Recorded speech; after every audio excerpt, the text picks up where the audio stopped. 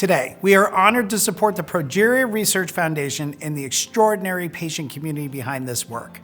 For 25 years, PRF has driven every major breakthrough in progeria, from identifying the gene mutation to advancing the first approved treatment, and now leading a gene therapy approach with SAMPRO-2.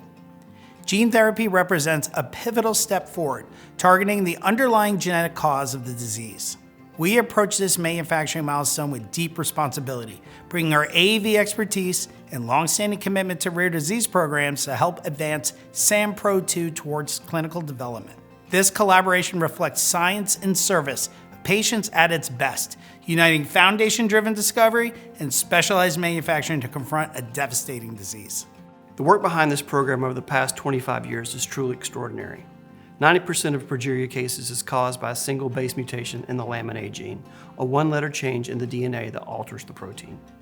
A gene editing approach known as base editing, pioneered by Dr. David Liu, is designed to directly correct that single-letter error. Because the disease is driven by a single mutation, it is particularly well suited to this technology. Working alongside the gene team to bring this science into manufacturing is both a responsibility and a privilege.